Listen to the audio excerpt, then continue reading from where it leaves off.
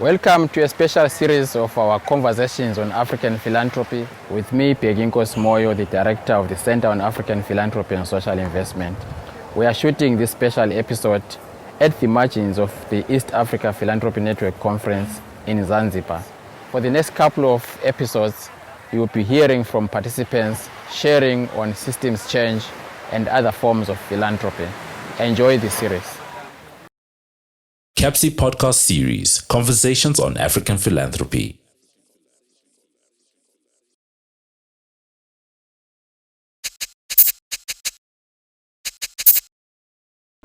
Welcome to yet another episode with me, Peginkos Moyo, on Conversations on African Philanthropy. I'm very excited today to be joined by Jessica Hon. Jessica, welcome to the conversations. Thank you. I'm laughing because I'm thinking a few months back when in Naivasha, and you immediately picked up a trend that there were several, I would say, different layers of leadership, especially from the African Women's Development Fund. But we quickly realized that there were others in the room that had also gone through similar transitions. What was that moment for you? It's interesting. So I entered philanthropy by chance. I was in my mid-20s. And for many years in philanthropy, I was definitely the only person of my demographic, historical background, only person that looked like me in any room that I was in. And so it was very significant to be sitting in a room of African philanthropists and realizing that actually in our own African philanthropic institutions, we're now generations deep in terms of actually the leadership and staffing. And that's really significant because, again, there's been a transformation. It was a realization that there's actually been a transformation in the global philanthropic sector. I feel like we are, if you look around the African continent, but also even in global philanthropy, there are now a significant number of African women who are in the programmatic leadership or senior leadership of philanthropic entities. Not just women, but people who come with a feminist politics. And like I said, that to me is a moment that we need to mark in history. Sometimes we don't always acknowledge, our own history. And so for me, it was just this realization that, we're in a really significant moment. And for me, it then sparks the second question of, so what are we going to do with this? Yeah. What are we going to do with this? If we're here, that's wonderful, but what are we going to do with this? Yeah. So maybe let's talk about that because, you and several other leaders, especially those that are leading big philanthropic institutions, are forever called upon to come make, inputs here and there. And I know that these are issues that whether you were the leader of the Ford Foundation Eastern Africa or not, you would still care about. So what are we going to do about the state of affairs, especially when it comes to, I would say philanthropy, but also its position and role in development in the African context? We keep going back to almost similar issues everywhere where we go. In this conference, we're talking about systems transformation. What does that even mean when we look at the current, I would say, configuration of forces? Sure. It's a very interesting question, and of course a very big one. So the first thing is you need to be very clear about why you're even having a conversation. So the first thing before or as you begin is to just clarify why you're here, right? What is it exactly that you're trying to do? It seems to me that there is a general concern, even though people have different kind of maybe substantive interests or thematic interests. But ultimately, the reality is we're on a continent that is soon to be one of the most populous in the world. By 2030, 1 in 5 people will be an African. We are a continent that is poor because we're rich. We have the minerals needed for just energy transition. We have the labor needed for transforming the world's economies, right? We have the ocean resources, right? We are so rich that it has constantly brought people to us who want to extract from us. And so we are poor because we're rich. What do we do about that? Africa currently represents 3% of global trade, which is astounding, right? And we also know that we have a majority young population who are already here. The youth are not the future because the youth are actually the present, but of course are also soon to be growing into, right, situations where they will, I mean, by necessity, form the majority leadership, the staffing, the minds behind everything that we do. And the problem is that, again, we're still living in environments where things are just unfair and unjust and unequal and discriminatory, right? Yeah. So that has to be addressed because we all want the continent to thrive. Regardless of which position you're coming from, we all want the continent to thrive. So that needs to be at the core and it needs to be clear. The question of why we're in the situation, again, needs clarity, but also that we're interested to do this change. So again, as we do this, we really need to start thinking in fresher ways. I think that one of the things that's happened is as any sector becomes more formalized and professionalized, it also has a tendency to become a little bit calcified. You know, it can start to get really rigid. Yeah. And I think we're a little bit in that situation now, where we have this kind of calculus that's like, social change means having a registered organization who receives money from a foreign donor, who funds according to a certain set of agreed outcomes, right? And then who makes a change sometimes in conversation with government, sometimes in conversation with traditional religious leaders, right? It's almost like this little formula we've created. And we don't often enough stand back to say, is that really A, what the problem is, B, the approach to addressing it, and C, is it working? Right? Yeah. So there's a need really for a freshness in our approaches and in our thinking. And really and that will only come if, again, we focus with great clarity on what the actual problem is, and then really think in broad, multidisciplinary and creative ways about how we address it. And for that, we need to experiment. We need to feel much freer about experimenting. You know, we don't have all the answers. If we did, we would have solved the problem. So where is experimentation, right? Where is using our imaginations to imagine other ways? And of course, as we've created this industry around the problem of social change and inequality, it means that we've also crowded out certain actors. If you look at the dynamism that brought African liberation, it was popular movement. Popular movement, right? It was mass. We really don't have very much capacity to engage mass. We have a lot more money than we've ever had on the table, but we're not really able to do that well. Why? You know? So in fact, I was going to say that maybe part of the answer might lie in, you know, popular mobilization, of which women and feminist movements have been at the core of it. In fact, if there are any lessons of successes, we have to take them from women's movements.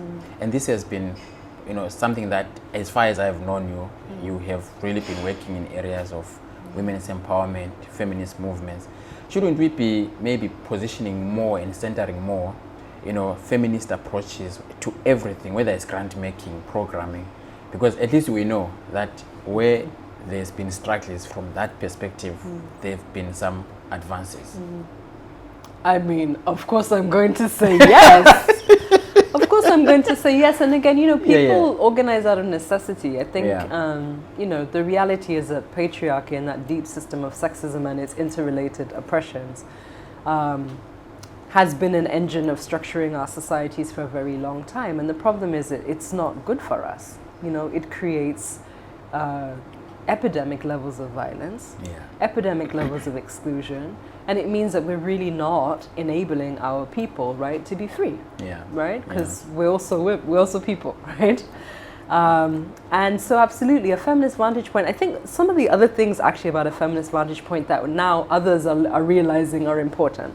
So for one thing, there's this contention that basically the personal is political. It doesn't mean the individual personal. What it means is that we have to understand that we are a part of the society that produces inequality as well. So we need to really think about how all of the norms and belief systems affect ourselves and how we engage, and to work from there. So we transform ourselves individually and collectively together, right? And through that, we also help to transform society. So that's one very big feminist contention. These days we see in the social justice space a big shift to conversations about protection and care. And again, that is actually something that feminists have dignified, have said that indeed there is no way, right? We often think in militaristic terms, which is quite a kind of masculist way of thinking about things. We go to fight a battle, okay? Yeah. There's no attention, again, to pay to what is the emotional toll, the psychological toll, the physical toll of engaging in that transformation, right? So feminists have said to look back at that. The second is this idea that all oppression is connected, right? And one of the things that African feminisms have always brought is that, you know, we're fighting as Africans, or we're engaging, again, we always use militaristic language, we're engaging in transformation as feminists, African feminists, which means a concern about the African continent and its predicament politically, economically, socially in this world, right? As layered into the other questions that also concern people who are marginalized in patriarchy, right? And questions of class, and questions of environment, etc. So we're able actually to bring all the things together because we have a framework for thinking that enables us to think about complexity. It's not just one problem, it's multiple problems. So I think those are some of the contributions that feminism as an approach offers. And as you're saying, there is a rootedness. There's a rootedness which is always denied. So there's often this argument that feminism is not African, and it's because people don't know their history. That's why they say it. There's a rootedness. In any context, you can trace a legacy of usually women who have organized and mobilized to question the systems of power that exist from a gendered perspective, but for the benefit of everybody. In every single African society, you can see that. I mean, I want to go back a bit to something that you said, that in the next couple of years, in every 5 people, did you say in every 5? No. 1 in 5 people in the world will be African. I wanted to get back, because it was, when you said it, it reminded me of, I attended a conference in Europe recently, and you know, they were asking what are the key issues that European foundations must be worried about and address. And one of the issues was managing migration. And one leader stood up and said, I'm actually surprised that you want to do this, because in the next couple of years, the world is going to look black. Basically saying we are going back to the origin of the source of the world. So, because if you look at trends, China has got this one-child policy. If you go to Europe, Europe is aging. And Africa seems to be where we really are still having big numbers. And so what does that mean in terms of where you are sitting in philanthropy? What will be the implications of this, that you know, in a few years' time we are looking at a world that is more African than it currently is? What are the implications? I mean, I have one that I want to discuss, maybe I'll throw on the table. From the perspective of management as donors. So one of the quick areas that people are already worried about is that if that's how the world will look like, and given the current racist experiences and configuration of the world, we are likely to see philanthropy pushing for issues around maybe family planning and all of those things. Obviously sold in a nicer way, but that's because you want to mitigate against the world becoming more African or black. So, but sitting where you are sitting, what do you see as the implications of what you just said? The world will be more African. So firstly, I think we need to change our frame, because I think that there is the idea that the world becoming more African elicits a sense of fear or concern or worry that this is going to be a burden, is about our mental models about who Africans are in the world. Like, this world as it exists in modernity with post-industrial would not have existed without the sweat and blood of African labor. The United States, right? The whole of the Caribbean region, the United Kingdom, right? Who built the world's economies today? It was African labor. So for me, I always find it interesting that there's this, on the one hand, disdain for Africans, and on the other hand, complete reliance on us to make the world turn around, right? And as I said, look at the just energy transition. Where are people going to be finding all of the minerals that are used to create all of the mechanisms, right? And all of the new tech, basically, that will create different kinds of energy? It's us. So again, there's something there that's problematic about the mental model that I think even we need to decolonize our own minds about and think about how lucky it is. How lucky it is, actually, that the world is becoming more African. The world is lucky, okay? The world is lucky. So that's one thing, right? The world is lucky. That secondly, I think it's something that we then need to step into as, again, a sense of opportunity, and then to think about, okay, so if Africans are going to be a majority of the world, it doesn't mean that Africans are going to be a majority of the people who hold power in the world. That's different, right? But by population size, what then do we need to think about? Again, is like enabling and animating that creative energy, that energy of contribution, right? And again, not thinking about it as, oh gosh, you know, more people to feed, more people to worry about, again, more migrants to, you know, block at the Mediterranean, which again is a very problematic way of thinking about anybody. How do we think about that in a creative way and really think, what are we investing in, you know? And for that, I really do think sometimes we need to sit back and, again, we rarely talk about what Africa gives. You know, in the world discourse, Africa is always considered a continent that takes.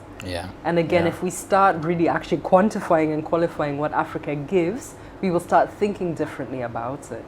You know, there's been such tremendous innovation in all domains. Even if you look in the legal domain, for example, if you look at the question of constitutional law, right? Actually, there's been tremendous advancements in incredibly progressive constitutional law that have happened on our continent. Of course, we always think about South Africa, and we always have to remember that South Africa, the independent South Africa, was a creation of Africans, a Pan-African solidarity. There would be no liberated South Africa if it wasn't for the frontline states, for all of the solidarity that happened across even the black diaspora. You remember when Madiba was released from prison and his first trip to England, the first place he went to was Brixton, right? The black neighborhood in London. Because that was the heart of the anti-apartheid solidarity. So even that beautiful South Africa that we talk about was actually the product of Pan-Africanist solidarity and thinking. And we have the Kenyan constitution, we have legal amendments in many African countries that again are contributing to global legal thinking about, you know, again, why civil and political rights cannot happen without social and economic rights. Questions of inclusion, and, you know, fully embracing the diversity of our people. You know, there are many, labor law, right? There are many interesting things. So like I said, I feel like in every field, we need to really do a better job of thinking about what is it that Africa gives? What is it that Africa contributes? So I get carried away. I should have started by formally introducing you. We just went into it like that. So Jessica is the director and fourth representative for East Africa. But also the founding member of the African Feminist Forum. We have also worked with other institutions such as Agent Action Fund, but also spent some time working as the programs director for the African Women's Development Fund. You also sit on several boards. I'm getting into that formally because I want us to talk about your current position and your current role within the Ford Foundation. Am I right that you took over the reins of the Ford Foundations at the time of, or just before COVID, or in the middle of COVID? And most people really struggled with you know, becoming either Ford, or not Ford president, but presidents during the time of COVID, because the means and ways of engagement were completely dismantled from what we were used to. How was it for you taking over the reins of a big institution with so much history in the region, but also globally, but at the time when the world was facing so much difficulty? Yeah, it's an interesting question. I mean, I should say too that the Ford Foundation in East Africa is 60 years old this year, and I am the first African woman to be its regional director. And so that's interesting because it's also a culture shift. If an organization has always been run, you know, with a different vantage point. I mean, I think a few things. One is that, you know, actually the acting director who had segued, my colleague Margaret Mliwa, had also been very attentive to team dynamic and also ensuring that there was a way to segue into this digital life, right? And really think about how we related socially as a community of colleagues. As you know, COVID was emotionally devastating alongside the health risk. It was emotionally very, very difficult for everybody, economically, but also emotionally. Yeah. And so attending to the emotion was really important as well. But I think one of the things that have proved very useful about Ford's approach is that the Ford Foundation, wherever possible and to the greatest extent possible, wants to give flexible funding. So to give core, or to give general support, or even if it's a project grant, because we, for certain legal reasons in certain cases, have to give a project grant, really try to ensure that we have an appropriate amount of overhead allocated. That enables flexibility, right? So organizations can actually pivot without having to come back and say, oh, we have a 12% variance in our budget, are we able to do this? And it delays, and people are having to respond to complicated circumstances. East Africa, I think, is one of the regions that is a little bit more connected to tech, even though, of course, the internet access is unequal. But I think East Africans tend to be a little more techy. And so that it's our Silicon Valley. It's our Silicon Valley, Silicon Savannah. So that does help. But everybody was adjusting. But I really do think, like I said, it was the flexibility. And then you start realizing again the utility of having a more flexible approach when it comes to grant making. But I mean, of course, in how to take advantage of what emerged and what was shown in COVID as being important. I remember the Indian writer and activist Arundhati Roy said, the pandemic is a portal, and it was sort of, an opportunity to change. I think we're also very used to settling back into the way things are done. And I do wonder to the extent to which all of us actually took advantage of the fact that for the inequalities of the world were laid bare and they were unable to, nobody could deny. The conversation about care, because suddenly everybody was at home with the kids realizing how much women do when it comes to care work, right? Comparatively, guys were like, this is what it takes, And then all of a sudden, we have wellness and care as part of our big program. Exactly, So it's interesting. It's interesting to see. But like I said, I think one of the things that actually enabled it is the flexibility, which was inbuilt into the grant-making approach, which then meant that, again, there was just greater agility in our community of grantee partners. So this is fascinating because you are 60 years old in East Africa. In Southern Africa, they are 30 years old. So what's on the table in terms of the celebrations, the achievements that you have made over the last 60 years? So the office was actually the second Africa office. I think the Nigeria office opened first. Ford began funding in America, and pretty soon, like it was 56, I think, decided that it needed to be global and was interested in the African region, and actually invested by supporting American academics to study in Africa. But as independence came to the countries in the 60s, Ford decided to open an office, and actually the focus started to shift. And really, for much of Ford's history basically has been to support the capacity of East Africans. And actually in the beginning it was also East and Southern Africans. So the office was focused on Zim, on SA, Ethiopia. I mean, the country focus has shifted a while. Of course, because South Africa was still under apartheid, it wasn't possible to open an office there until 1994. Exactly, until that transition. But I think that's one significant thing. And actually, if you look at our grant-making portfolios of all of the Ford Africa offices, we fund people from the regions doing the work. There's very little, in some cases, no funding of international actors doing the work in the regions. We actually fund actors within the regions to do the work. So I feel like that's part of the legacy of the vision of how it entered, and this idea that actually, the importance at the beginning was to invest in the newly independent states. And so Ford funded all of the national universities, actually. There's still, if you look at the top grants, the grants to Makerere, University of Nairobi, Dar es Salaam are still actually in the top 15 of all grants made, across time, to support what would then become the civil service, to support cadres of constitutional lawyers, to support, again, the capacity needed to build the nations. And again, as we, even these days, as we focus a lot on kind of the accountability mechanisms and funding human rights and social justice work, it's still in the same spirit, right? Of people taking ownership as citizens, right? Of the countries and the sub-regions and the continent that they live in. And being very active in the definition of those spaces, including from an accountability vantage point. And so, I mean, obviously, so that's, one of the big achievements that one could talk about. But as you look into the next 60 or so years, what would be some of the key areas that you think the foundation in East Africa is going to be focusing on? Some things will stay the same. I mean, there are some issues that have stayed stubborn over the years, right. But others shift, and the way in which you support also shifts. Sure. So if you look into the future, I mean, what are the other areas that, I mean, obviously climate change in the past was not a big issue. Right. It is today. There could be some issues that you are already paying attention to. I get you. So the thematic question is an interesting one because it's not fully in my gift, actually.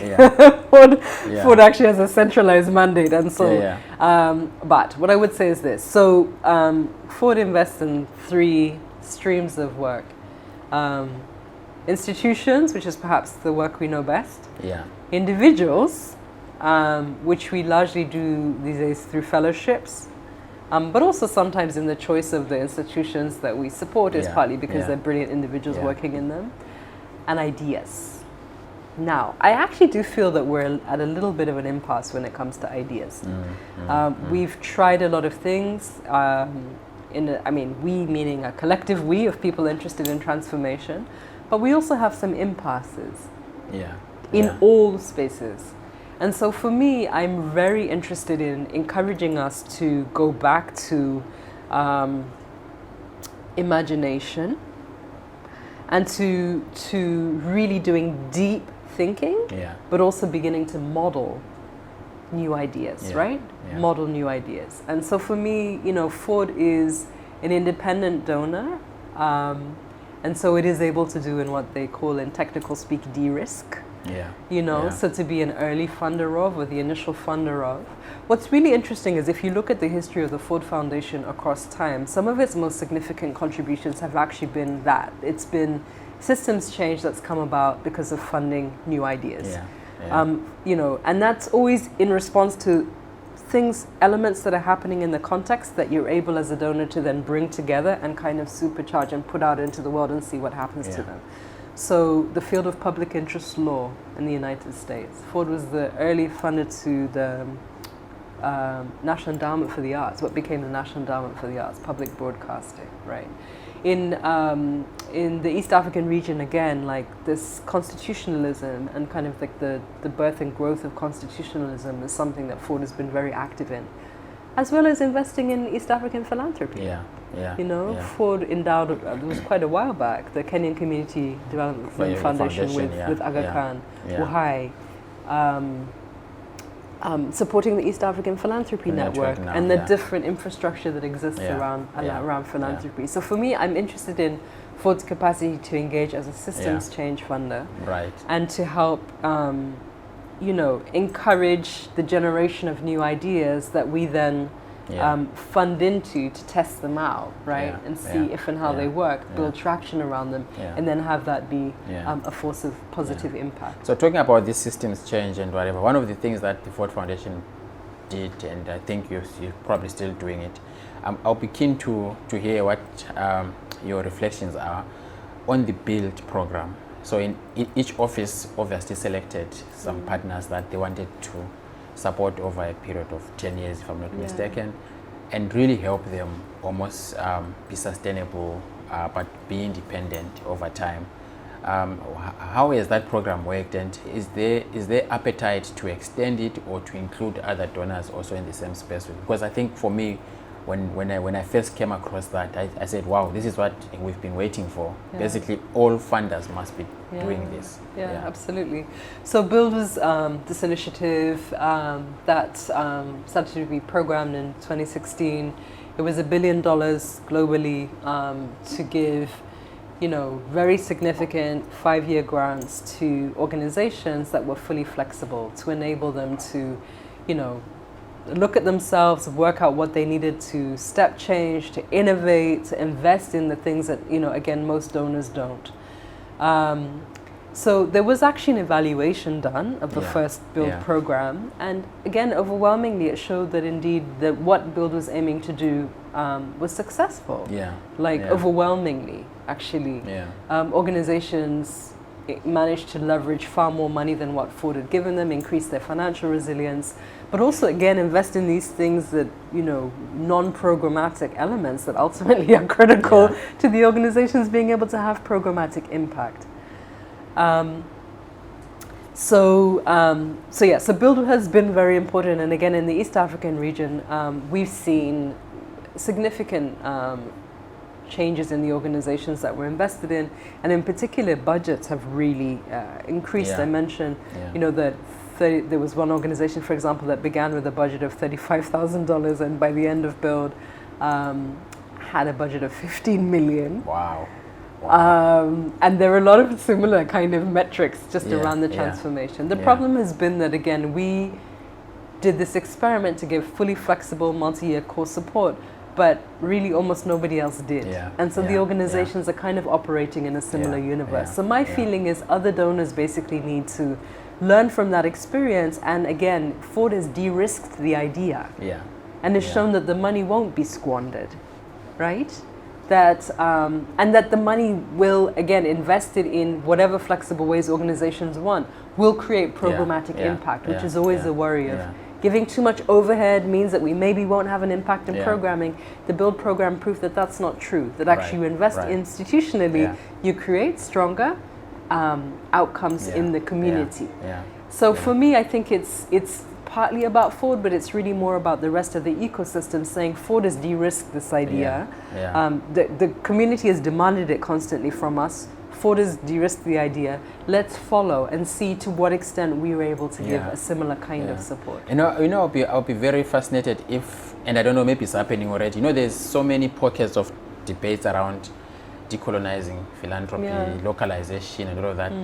I mean, if these reflections and lessons from the BUILD could be part of that conversation, I think that would be very powerful, because these debates are happening, but there's no tangible evidence or data to support what people are saying. And so I don't know if those reflections are available publicly. We could really bring them into the debates around decolonizing philanthropy. So we're about to land, but we are talking to Jessica at this level formally, but there's a lot that has happened that has made you to be who you are.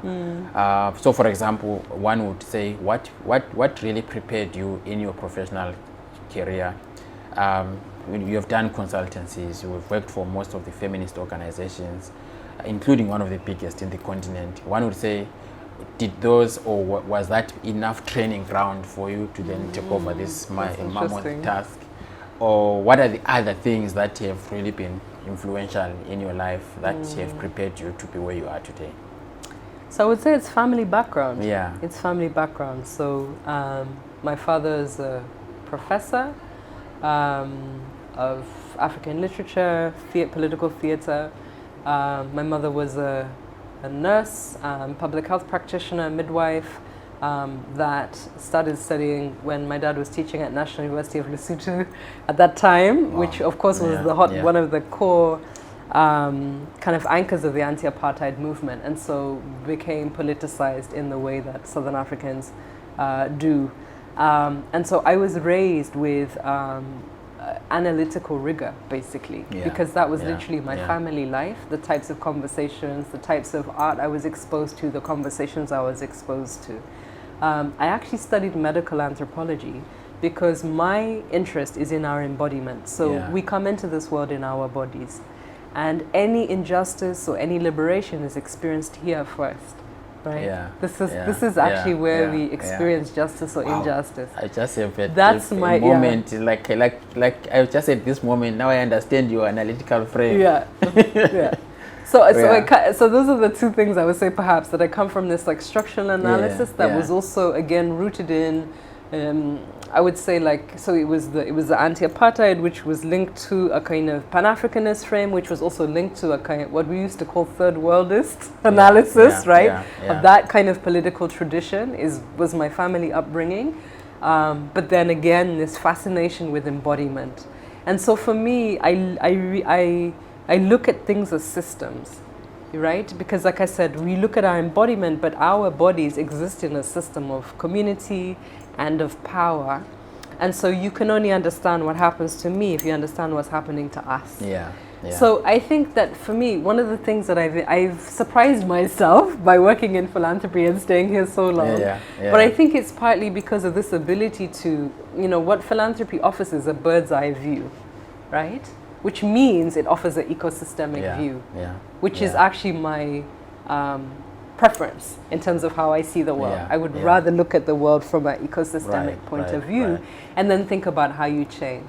Also, I have been engaged in and familiar with a whole range of types of spaces. I grew up on university campuses. My mother's father, my late grandfather, was actually a nation builder, you could say. He was one of the architects of Uganda's independence constitution. He was also a fierce advocate for writing in African languages and wrote the first literature basically in Rutoro.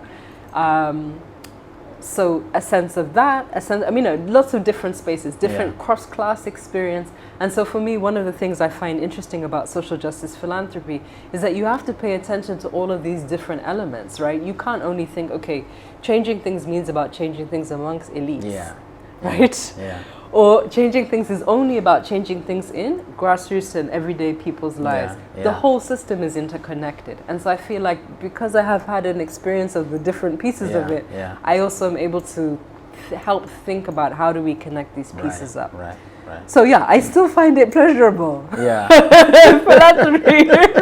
I actually still find it pleasurable, but that's me. And also because I grew up with art, in the context of arts, I'm actually, I feel like I should say a former poet. I don't know the last time I wrote a poem, but anyway, I'm actually published. And I love to write. So for me, it's also the space of imagination to me is the well.